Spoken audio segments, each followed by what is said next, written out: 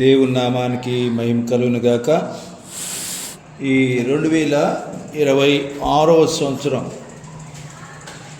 ఫిబ్రవరి మాసము 1వ తారీఖున ఈ రీతిగా మరి దేవుని మందిరంలో కూడుకొని దేవుని ఆరాధించటం కొరకు ప్రభువారు మనకిచ్చిన సమయాన్ని బట్టి మనం ప్రభువును స్తుతిద్దాం. హల్లెలూయా, హల్లెలూయా.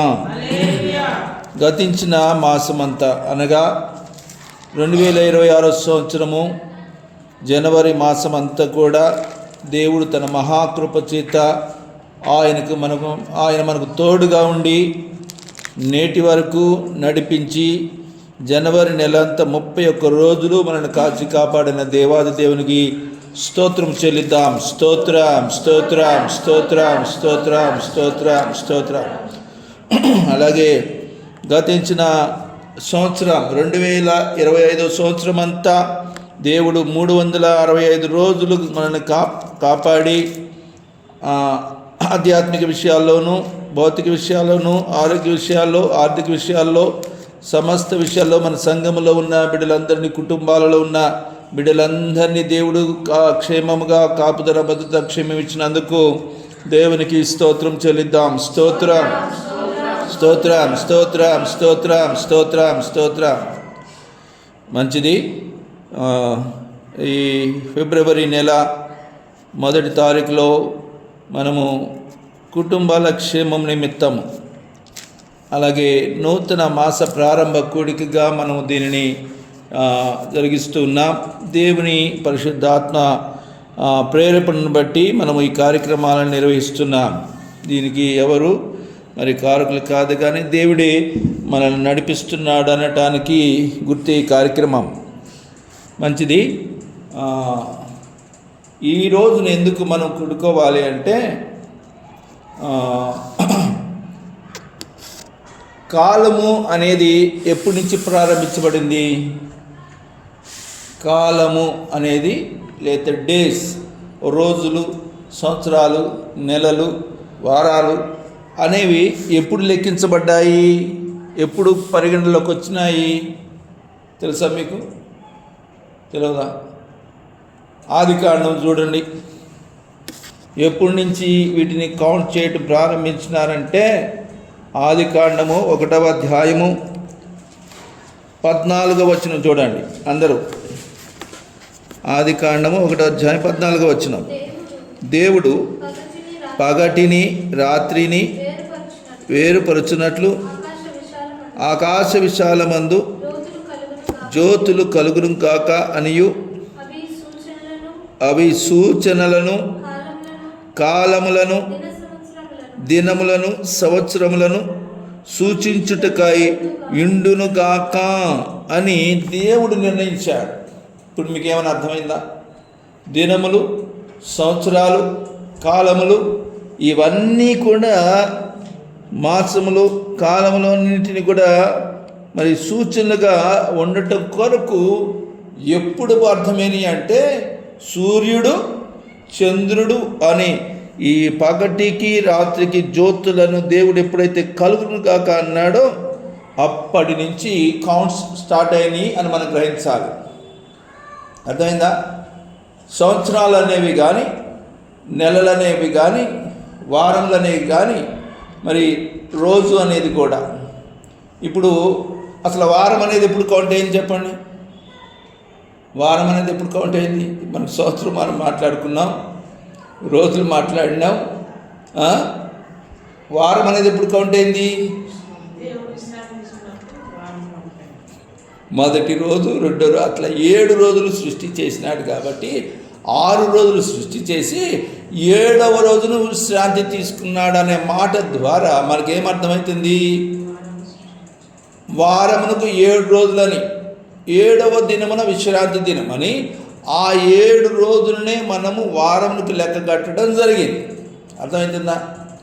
ఆ 7 రోజులు కానీ, నెలకు 30 రోజులు కానీ, సంవత్సరానికి 360 రోజులు కానీ, ఇవన్నీ కూడా దేవుడు నిర్ణయించిన సంగతులు ఇవన్నీ. ఎలా నిర్ణయించాడంటే సూర్యుడు చంద్రుడిని ఎప్పుడైతే కలుగు చేశాడో అప్పటి నుంచి ఇవి ప్రారంభమైనవి. మీకు అర్థమైందా ఇప్పుడు? సో దేవుని యొక్క లేఖనం ప్రకారంగా మనం ఏం చేయాలంటే ఎవ్రీడే, ప్రతి దినము ఆయనతో మనం రోజును ప్రారంభించాలి. అది దేవుడు పెట్టిన విధానం, దేవుని నియమం. ఆయన చేత సృజించబడిన ప్రతి వ్యక్తి కూడా దేవుని నామము పేరిట ఆ రోజున మనం ప్రారంభించవలసిన వారమై ఉన్నాం. ఆ రోజును ప్రారంభిస్తూ ఆ రోజంతా కూడా ఆయన చేత మనం నడిపించబడవలసిన వారమై ఉన్నాం. అర్థమవుతుందా? సో ఇవి మీరు గ్రహించాలి. సో ఈ యొక్క మన నెల ప్రారంభం, మాసం యొక్క ప్రారంభ కూడిక ద్వారా మనం గ్రహించుకోవాల్సిన సంగతులు ఏంటి అంటే అసలు ఈ కాలములు, సంవత్సరాలు, నెలలు, వారాలు, రోజులు అనేవి అన్నీ కూడా ఎవరి స్వాధీనంలో ఉన్నాయి? తండ్రి స్వాధీనంలో ఉన్నాయి.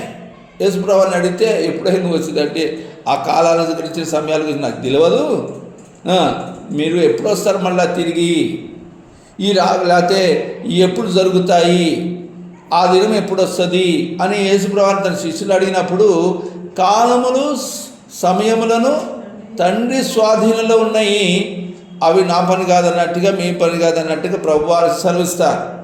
అయితే ఇక్కడ యేసుప్రభువారు కూడా ఒక మాట చెప్తారు. ఆ మాట చూడండి. ప్రకటన గ్రంథంలో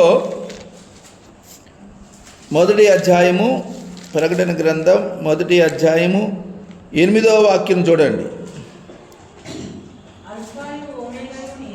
అందరూ చూడండి. ఆల్ఫాయు ఒమేగయు నేనే, వర్తమానము భూత భవిష్యత్ కాలాలు 3. ఈ 3 కాలాలు అంటే వర్తమానం అంటే ప్రజెంట్ టెన్స్, భూతకాలం అయిపోయింది, అలాగే భవిష్యత్ కాలం, 3 కాలాలలో కూడా ఉండువాడను నేనే అంటున్నాడు. ఇంకేమంటున్నాడు? నేనే అని సర్వాధికారియు దేవుడు నాకు ప్రభువు సెలవిచ్చుచున్నాడు. ఆమేన్, హల్లెలూయా. అలాగే మనకి ఇదే ప్రకటన గ్రంథము 4వ అధ్యాయం 8వ వాక్యం కూడా చూడండి. 4:8 ఈ 4 జీవులలో ప్రతి జీవికి 6 రెక్కలుండెను, నిండి ఉన్నవి. అవి భూత వర్తమాన భవిష్యత్ కాలములలో ఉండు సర్వాధికారియకు దేవుడు నాకు ప్రభువు పరిశుద్ధుడు పరిశుద్ధుడు. వీళ్ళు ఎప్పుడు చెప్తున్నారు? ప్రతి ఆదివారం చెప్తున్నారా? ప్రతి వారం చెప్తున్నారా? లేకపోతే ప్రతి నెల చెప్తున్నారా? ఎప్పుడు చెప్తున్నారంటే 3 కాలాలలో, వర్తమాన భూత భవిష్యత్ కాలములలో ఉండు సర్వాధికారి అయిన దేవుడు నాకు ప్రభు పరిశుద్ధుడు పరిశుద్ధుడని మానక రాత్రి పగళ్ళు చెప్తూనే ఉన్నారు.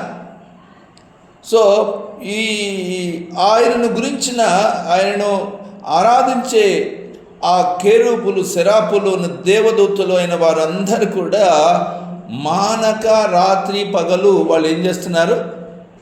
స్తుతిస్తున్నారు. పరిశుద్ధుడు పరిశుద్ధుడు అని కీర్తిస్తూ కొనియాడుతూ వారు ప్రభువుని స్తుతిస్తూ ఉన్నారు.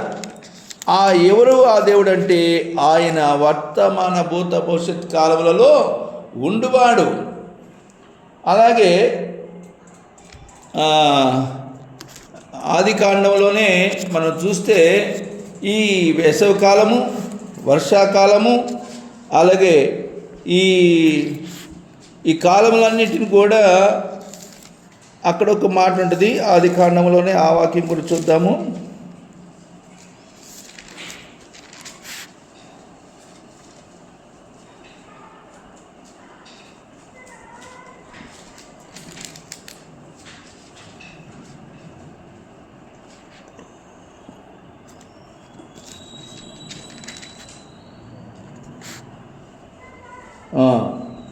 మనం గమనిస్తాము, ఈ యొక్క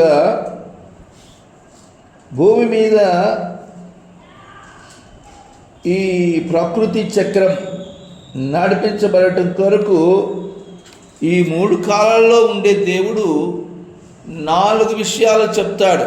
అవి ఏంటంటే వెదకాలమని, శీతాకాలమని, వేసవికాలమని, అలాగా మరి చలికాలమని, ఇవన్నీ కూడా 4 కాలాలు ఉంటాయి. ఆ 4 కాలాలలో కూడా ఆయన ఉండువాడని, వాటన్నిటిని నడిపిస్తున్నాడని, ఈ ప్రకృతి చక్రం అంతా కూడా నడిపిస్తున్న దేవుడు ఆయనే అని మనం గ్రహించడం కొరకు ఇవన్నీ కూడా దేవుడు రాయించాడు.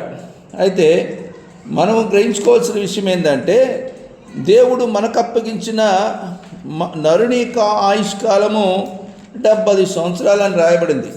ఈ 70 సంవత్సరాల ఆయుష్కాలంలో మనము ప్రతిరోజు కూడా ఆయనతో ప్రారంభించి ఆయనతో ముగించవలసిన వారమై ఉన్నాము అని లేఖనం ద్వారా మనం గ్రహిస్తాం. భక్తులు అలాగిన వారు దిన ప్రారంభమును దిన ముగింపులోను మరి ఆ విధంగా నడిచి వారు దేవుని నామమునకు మహిమకరంగా వారు బ్రతికి జీవించి అనేకులకు మార్గదర్శులుగా ఉన్నారు. కనుక మరి నెల ప్రారంభము, సంవత్సర ప్రారంభము, వార ప్రారంభము, దిన ప్రారంభము, ఈ 4 ప్రారంభాలు ఉన్నాయి.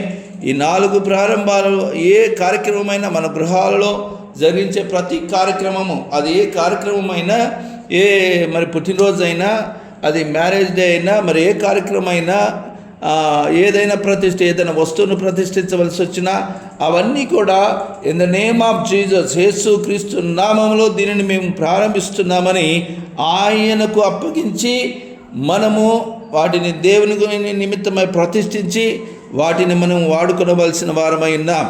అలాగా ప్రతిరోజును కూడా అలాగే మనం వాడుకోవాలి, సంవత్సరాన్ని అలా వాడుకోవాలి, నెల అంతటి కూడా అలాగ వాడుకోవాలి. గమనించండి, కాలములు సమయములు మన స్వాధీనంలో లేవు, అవి తండ్రి యొక్క స్వాధీనంలో అనగా దేవుని యొక్క స్వాధీనంలోను యేసుప్రభు వారి యొక్క స్వాధీనంలో అవి ఉన్నాయని మనం గ్రహించాలి. అయితే రేపేం జరుగుతుందో మనకు తెలుసా?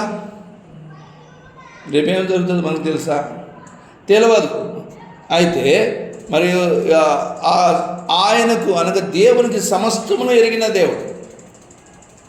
మనం ఈరోజు ఎలా నడుచుకోవాలో, ఎలా జీవించాలో, మన జీవితంలో ఏం సంభవిస్తాయో ఆయన పూర్తిగా ఎరిగిన దేవుడు కనుక ముందుగానే ఆయనకు మనం ఆయనకు సజీవంగా ఆయన సంపూర్ణంగా ఆయనకు అప్పగించుకున్నట్లయితే ఆయన మన మార్గాలను సరళం చేస్తాడు.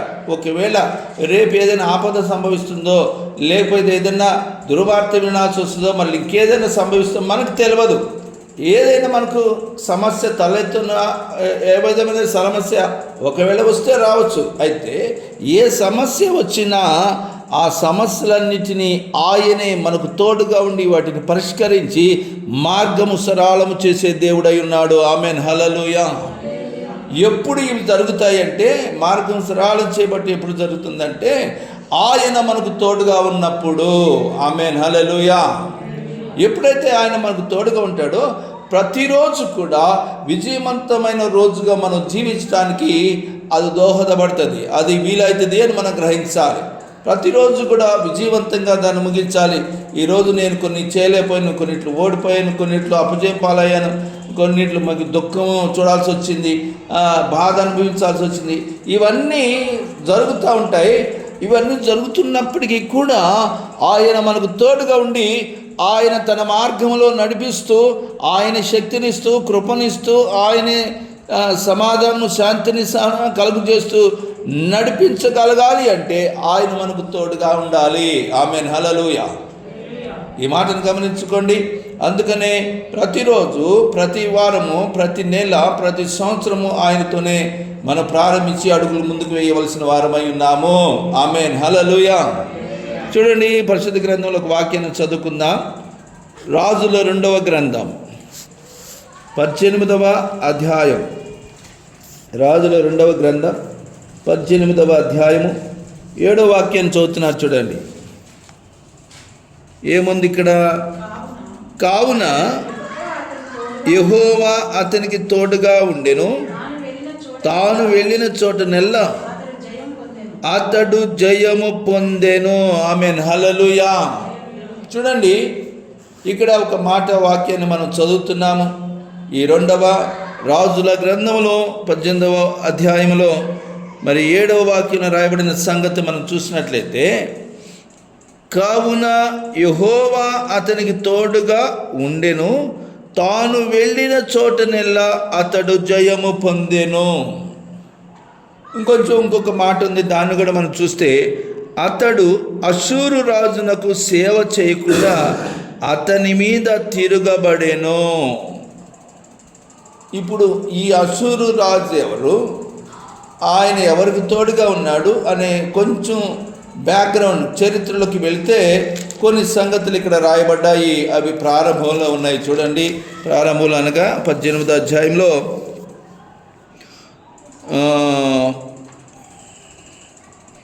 2వ వాక్యం, అతడు ఏలనారంభించినప్పుడు 25 ఏండ్ల వాడై యెరూషలేమునందు 29 సంవత్సరాలు ఏలెను. అతని తల్లి జకర్యా కుమార్తె, ఆమెకి అబి అని పేరు. ఎవరు ఈయన అంటే మన 1వ వచనంలో మనం చూస్తే హిజ్కియా అని రాయబడి ఉంటాయి. హిజ్కియా అనే ఆయన 25 సంవత్సరాల వయసు ఉన్నప్పుడు ఆయన యూదులకు అనగా యూదులకంటే యూదా జాతి వారికి, ఇజ్రాయెల్ దేశము 2 భాగాలు. 2 భాగాలంటే ఇజ్రాయెల్ దేశం 2 భాగాలంటే, ఒకటి ఇస్రాయేలు గాను, రెండోది యూదా వారికి 2 రాజ్యాలుగా విడిపోతుంది. ఇస్రాయేల్ గోత్రంలో 10 గోత్రాలు ఉంటాయి, యూదా గోత్రంలో 2 గోత్రాలు ఉంటాయి. సో ఈ 2 గోత్రాల స్థానమును కలిగినటువంటి ప్రాంతానికి ఇతడు రాజుగా ఉన్నాడు. అతని పేరు హిజ్కియా. ఈ హిజ్కియా అనే ఆయన గురించి మనం ఇక్కడ రాయబడింది చూస్తాము. 3వ వచనం, తన పితరుడైన దావీదు చేసినట్లు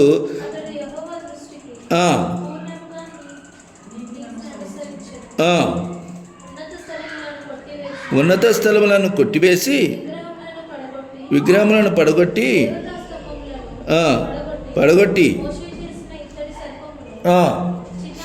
చిన్నాభిన్నము చేసి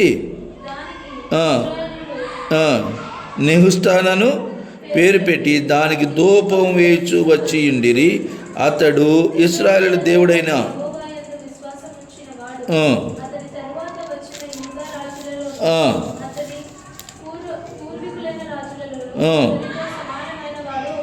ఒకడు నీ లేడు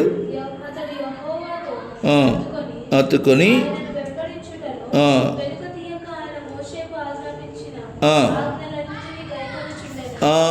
చాలు. ఈ వాక్య భాగంలో అనగా 3వ వచనం నుంచి 4, 5, 6 వచనాలలో, ఈ 4 వచనాల్లో ఆయన గురించిన సంగతులు ఇక్కడ రాయబడి ఉన్నాయి.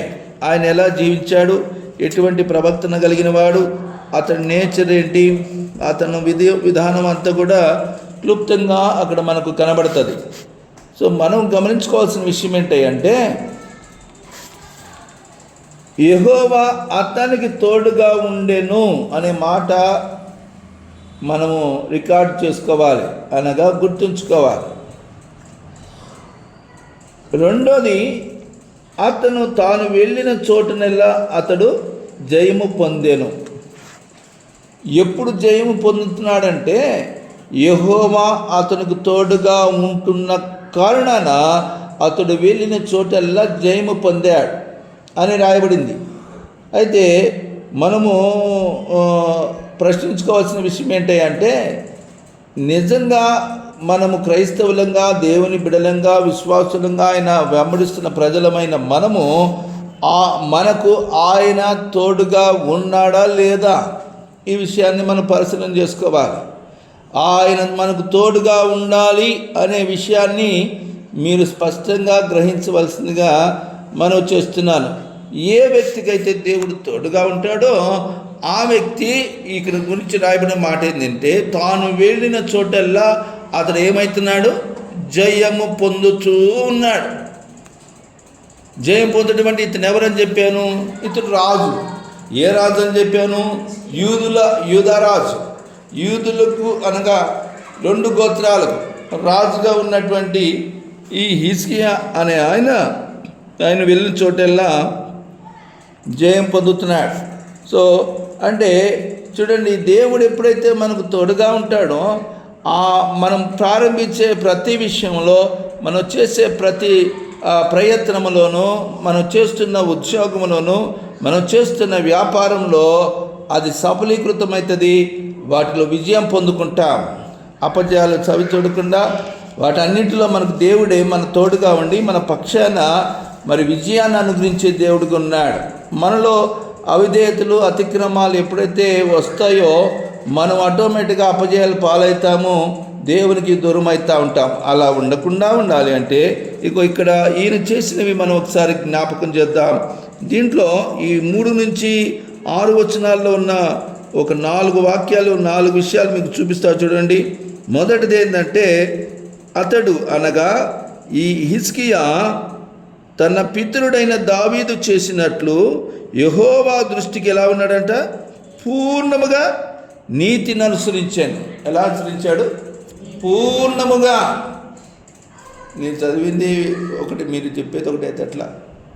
పూర్ణముగా నీతిని అనుసరించాడు యెహోవా దృష్టికి, అనగా దేవుని దృష్టికి. అతడు నీతిని అనుసరించి నడుచుకున్నాడు అనే మాట స్పష్టంగా వ్రాయబడింది.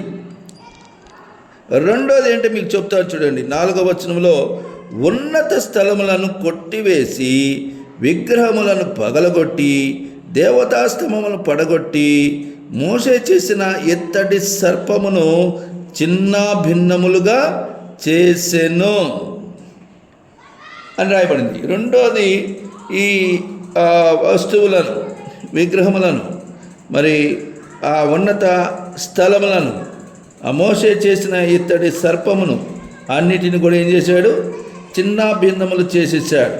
ఇంకేం చేశాడంటే, ఈ మోషే చేసిన ఇత్తడి సర్పమునకు ఆ ఇశ్రాయేలు ఏం చేసినారంటే, దానికి ఇక్కడ నేను 4వ భాగంలో, దానికి ఇశ్రాయేలీలు నెహుష్టాలను పేరు పెట్టి దానికి ధూపం వేస్తున్నారంట. అర్థమైందా? దేనికి ధూపం వేస్తున్నారు? నెహుష్టాకి. నెహుష్టా అనగా ఏం రాసిందాడ? ఇత్తడి సర్పం. ఏం సర్పం? ఇత్తడి సర్పాన్ని తీసుకొచ్చి దానికి ధూపం వేస్తున్నారు. సో అది రెండో విషయంగా మరి వాటన్నిటి తీసివేశాడు ఆయన. ఆ ఇత్తడి సర్పాన్ని ధూపం వేస్తున్న కారణాన ఈ హిజ్కియా ఆయన ఏం చేశాడు? దాన్ని చిన్నాభిన్నం చేశాడు, పగలగొట్టేశాడు. మూడోదిగా మనం చూస్తే, అతడు అనగా 5వ వచనంలో, అతడు అనగా హిజ్కియా ఇశ్రాయేలుల దేవుడైన యెహోవా యందు విశ్వాసముంచినవాడు.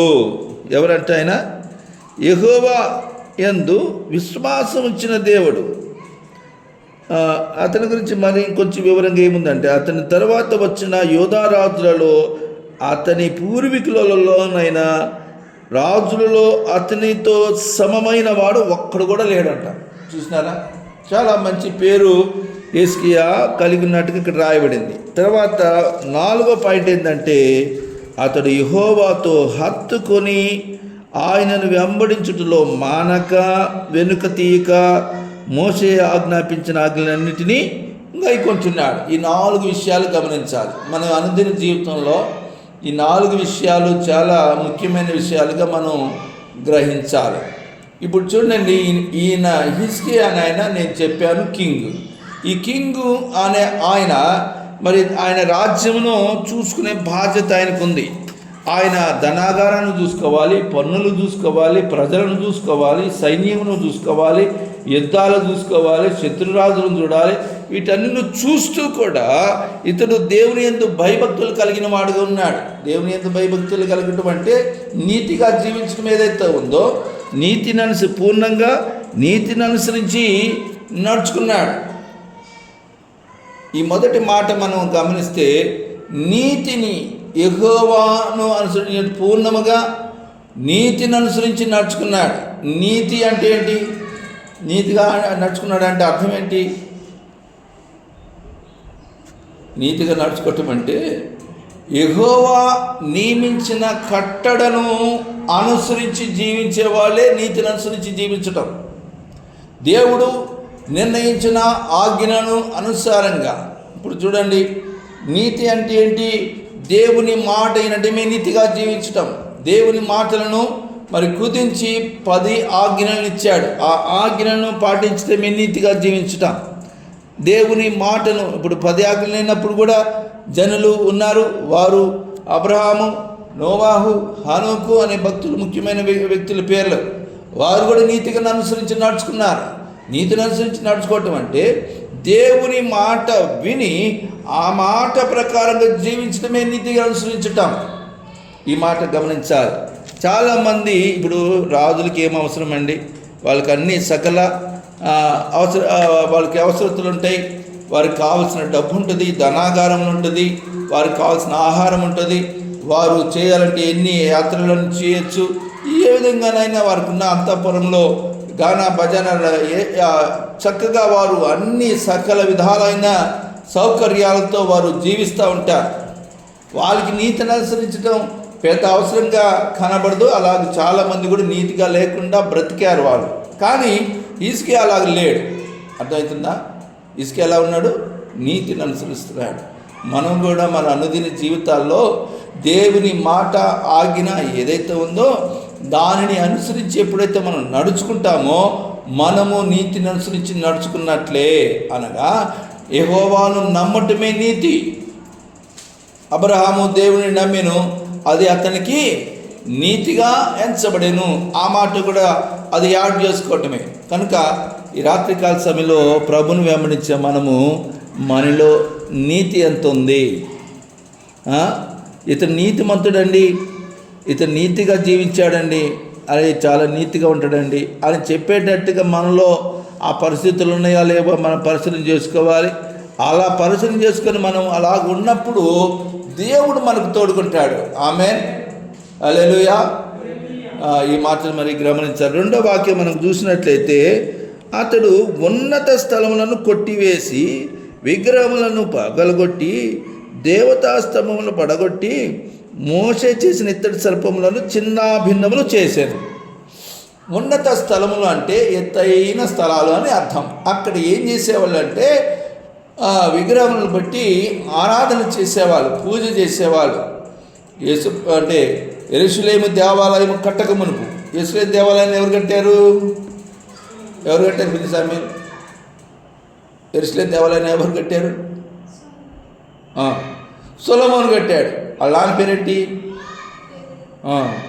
సో ఆ డేవిడ్ అన్న ఆయన, దావీదు, సొలొమోను ఈ దేవాలయం కట్టక మునుపు మరి ఎక్కడ వీళ్ళు ఆరాధన చేసేవాళ్ళు అంటే వారు ప్రత్యక్ష గుడారాలు కట్టి ఆ గుడారాలలో వారు ఆరాధన చేసేవారు.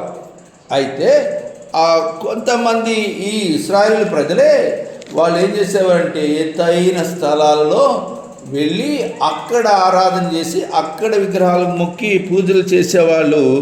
అయితే వాటినన్నిటినీ కూడా ఈ హిజ్కియా ఏం చేసినాడంటే పగలగొట్టేశాడంట, మొత్తం తీసేసాడు. అంటే అర్థం ఏంటంటే మనము దేవుని మనం అర్థం చేసుకోవాల్సి వస్తే ఎలా అర్థం చేసుకోవాలంటే మనలో ఏమైనా దేవుని కంటే ఎక్కువగా ప్రేమించే ఏవైనా విగ్రహాలు మనలో ఉంటే వాటిని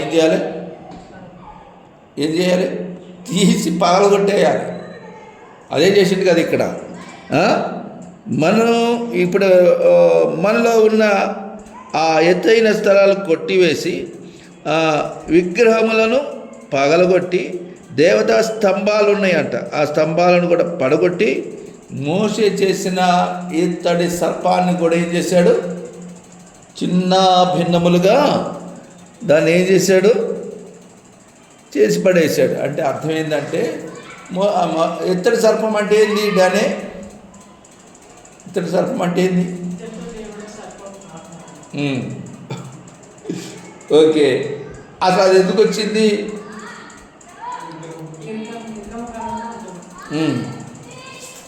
ఇశ్రాయేలు ప్రజలు అరణ్యయాత్రలో మరి కానాను ప్రయాణానికి వెళ్ళినప్పుడు ఈ ఐగుప్తుని విడిచి మార్గ మధ్యలో అరణ్యంలో ఉన్నప్పుడు పాములు కలిసి చచ్చిపోతుంటే ప్రజలు అప్పుడు దేవుడికి మోషే ప్రార్థన చేసినప్పుడు దేవుడు సెలవిచ్చిన మాట ఏంటంటే, ఒక ఇత్తడితో ఒక సర్పం ఆకారం చెయ్యి, అది నిలవబెట్టు, దాన్ని చూసిన వాళ్ళందరూ బ్రతుకుతారని ఒక సూచనగా దాన్ని తయారు చేసి అక్కడ నిలబెట్టిస్తాడు దేవుడు. సో అది కాస్త వీళ్ళు ఏం చేస్తున్నారంటే అదే దేవుడిగా మొక్కుతున్నారు. అర్థమవుతుందా? దానికి ధూపం వేస్తున్నారు. దేనికి ధూపం వేస్తున్నారు? ఇత్తడి సర్పానికి ధూపం వేయటం ప్రారంభించారు. ఇప్పుడు కొన్నిసార్లు దేవుడు చెప్పిన దాన్ని మనం విగ్రహంగా చేసేసే ప్రమాదాలు ఉంటాయి. ఈ మాట గమనించాలి. దేవుడు అది ఇచ్చింది ఎవరు? మోషే ద్వారా దేవుడు ఇచ్చాడు. మరి ఇచ్చిన దానికి మరి ఎందుకు చిన్నాభిన్నం చేశాడు ఈయన అంటే, ఆ ఇచ్చిన దేవుడిని పక్కన పెట్టి ఇచ్చిన దాన్నే దేవుడిగా చేసేసారు వాళ్ళు. అది తప్పు అక్కడ. అర్థమవుతుందా? ఆ దేవుడిని ఇచ్చిన దేవుడిని పక్కన పెట్టేసి ఆ ఇవ్వబడిన ఆ ఇత్తడి సర్పానికే సాష్టాంగ నమస్కారం చేసి ధూపం వేసి దాన్ని మొక్కి చేసిన వాళ్ళకి ఈ విషయం కాస్త ఇసుకేకి తెలిసింది. ఎట్లా చేస్తున్నారయ్యా మన ఊళ్ళో ప్రజలందరూ, మన రాజ్యంలో వాళ్ళు అంటే అనగానే వెంటనే ఆయన ఆజ్ఞ జారీ చేసి ఏం చేసాడు? వాటన్నిటినీ పగలగొట్టించేశాడు.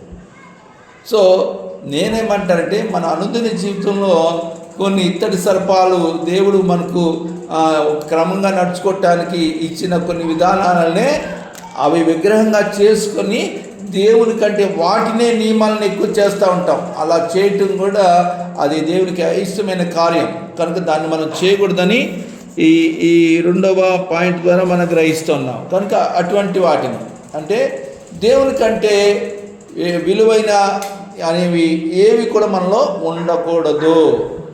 అర్థమైందా మీకు? దేవుని కంటే దేనిని కూడా మనము విలువైనగా ఎంచకూడదు. గతంలో మీకు చెప్పాను. ఎప్పుడు చెప్పాను? ఎవడైనా నన్ను వెంబడించాలంటే అనేది ఎవరు చెప్పినా కదా.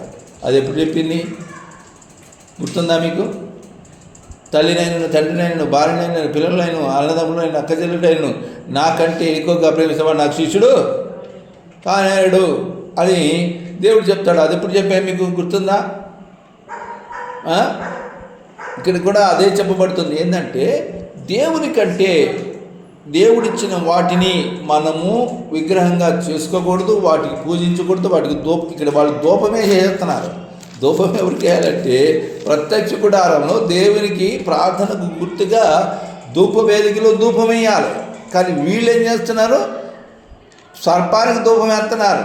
అనగా ఆ ఇత్తడితో చేయబడిన పాము అనగా సర్పానికి వాళ్ళు ధూపం వేస్తున్నారు. కారణాన వెంటనే హిజ్కియా దాన్ని చిన్నాభిన్నం చేశాడు. కనుక మనలో అటువంటి ఏవైతే ఉన్నాయో వాటన్నిటిని కూడా మనం తీసివేయాలి.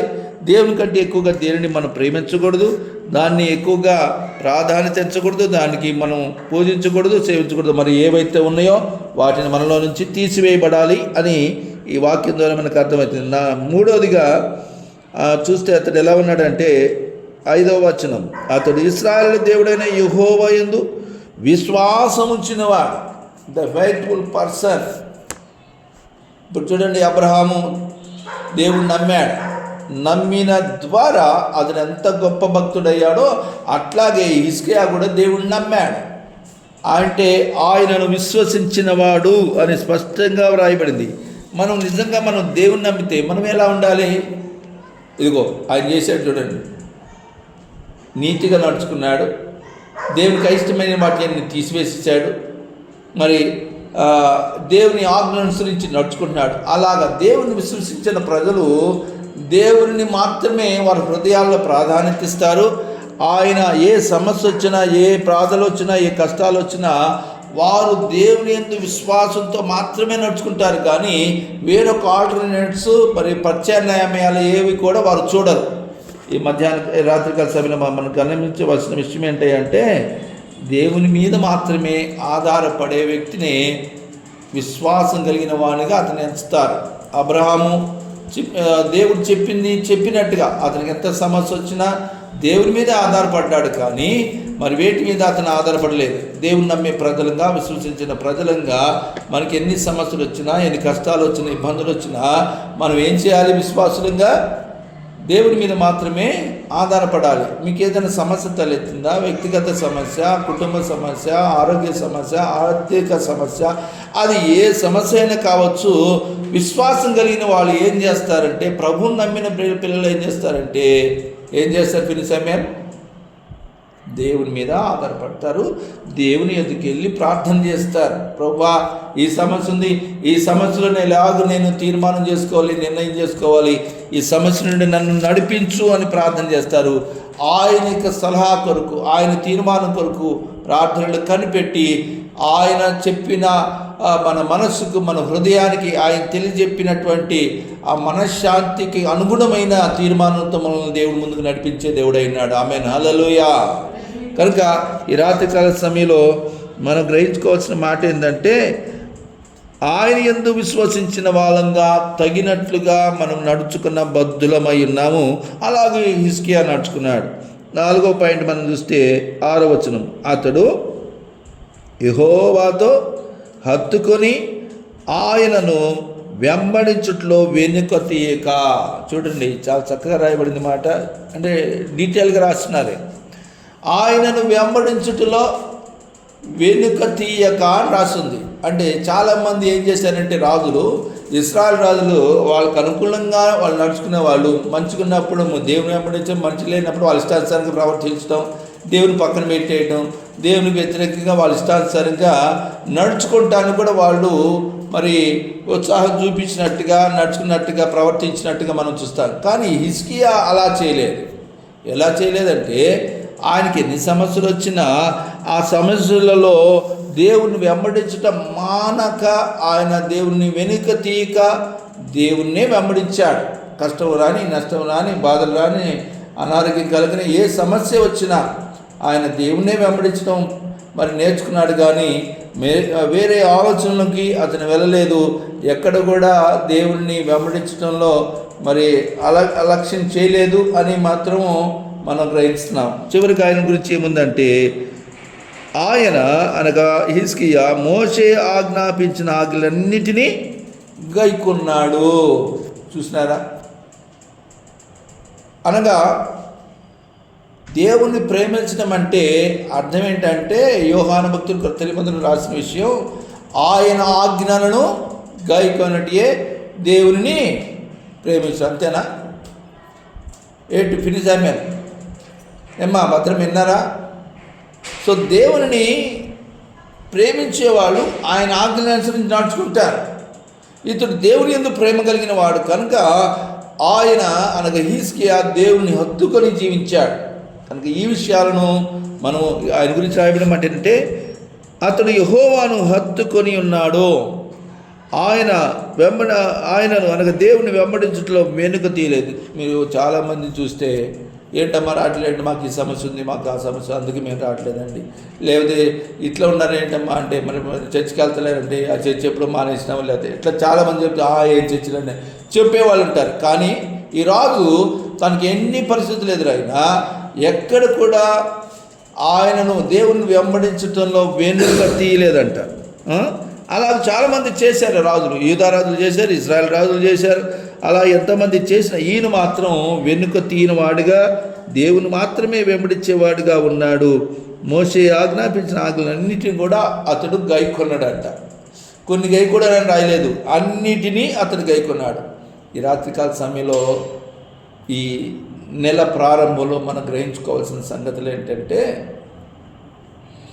మనం మొదటిగా ఆయన నీతిని అనుసరించి మనం నడుచుకోవాలి. రెండోది, మనలో ఉన్న అవిధేయతలు, దేవుని కంటే మనకు ఏదైతే ప్రియం అనేది ఉందో వాటిని ఏటినైతే మనం ప్రియంగించుకుంటున్నామో అవన్నీ కూడా ఏం చేయమంటున్నాడు? పడగొట్టేయాలి, పగలగొట్టేయాలి, చిన్నాభిన్నం చేయాలని వ్రాయబడింది. అంటే మన హృదయంలో నుంచి వాటిని తీసి పారవేయాలి. దేవుని కంటే ఉన్నతంగా ఏ ఆలోచనను, ఏ తలంపును మన హృదయంలో తెచ్చుకున్నట్లయితే దేవుడు మనకు తోడుకుంటాడు. అది మనకు జరిగే విషయం. నీతిని అనుసరించి నడుచుకోవాలి. రెండవదిగా, దేవుని కంటే ఎక్కువగా ఏది కూడా ఎట్టి విగ్రహమును, అంటే విగ్రహ సంబంధమైన వస్తువులే కానీ, విషయాలే కానీ దేనికి కూడా మనం ఆ వ్యక్తులైనా వస్తువులైనా దేవుని కంటే ఏ వ్యక్తిని, దేవుని కంటే ఏ వస్తువును, దేవుని కంటే ఏ ఆలోచన ఎక్కువగా మనం ఎంచకూడదు అని ఈ వాక్యం ద్వారా మనం గ్రహిస్తున్నాం. మూడవదిగా మనం చూసినాము, అతడు యెహోవా యందు ఫెయిత్ఫుల్ పర్సన్గా విశ్వాసం ఉంచిన వ్యక్తిగా ఉన్నాడు. నాలుగవదిగా అతను ఆజ్ఞలన్నింటిని గైకొన్నాడు. అంత మాత్రమే కాదు, ఎన్ని సమస్యలు వచ్చినా అతను వెనుక తీయలేదు. ఇంకా దేవుని హత్తుకొని ఉన్నాడు. హత్తుకొని ఉండటం అంటే అర్థం ఏంటంటే దేవునికి సమీపస్తుడిగా ఉన్నాడు, దగ్గరగా అతడు జీవించిన వ్యక్తి కనుక. అందుకొరకే ఇప్పుడు 7వ వాక్యం చదువుదాం. 7వ వాక్యం ఏముంది? కావున యెహోవా అతనికి తోడుగా ఉండెను, తాను వెళ్ళిన చోటనెల్లా అతడు జయము పొందెను. ఆమేన్, హల్లెలూయా. ఈ హిజ్కియా వలె అతడు వెళ్ళిన చోటెల్లా విజయము మనము కూడా పొందాలంటే, హిజ్కియా వలె మనము ప్రతి విషయంలో మనం ఏ విషయం గురించి వెళ్తున్నామో, ఏ విషయాన్ని గురించి, ఏ తలంపును బట్టి వెళ్తున్నామో, ఏ పని మీద వెళ్తున్నామో, ఏ కార్యక్రమం నిమిత్తం వెళ్తున్నామో, వాటి అన్నింటిలో మనం విజయం పొందాలి అంటే దేవుడు మనకు తోడుగా ఉండాలంటే పైన మనం ధ్యానించిన 4 సంగతులు మనం కలిగి ఉండవలసిన వారమై ఉన్నాము. కనుక అప్పుడు మనకు దేవుడు తోడుకుంటాడు. అప్పుడు మనం ప్రారంభించే ప్రతి విషయంలోనూ, ప్రతి కార్యంలోనూ దేవుడు మనకు తోడుగా ఉండి వాటిలో దేవుడు విజయం అనుగ్రహిస్తాడు. ఆమేన్. మరి ఈ వాక్యమును మరి విన్న మీ అందరి జీవితాల్లో మరి హిజ్కియాకు తోడున్నట్టు మీకు కూడా తోడుగుండి, ఆయన మరి మీరు తలపెట్టే ప్రతి కార్యములోనూ, అది ఉద్యోగం కావచ్చు, అది పరీక్ష కావచ్చు, లేకపోతే ఎగ్జామ్స్ కావచ్చు, అది ఉద్యోగ ప్రయత్నమే కావచ్చు, లేకపోతే వివాహ ప్రయత్నమే కావచ్చు, మరి ఆర్థిక పరిస్థితుల్లో ప్రయత్నమే కావచ్చు, అది ఏ ప్రయత్నమైనా వాటిలో దేవుడు మనకు విజయము అనుగ్రహించునుగాక. ఆమేన్.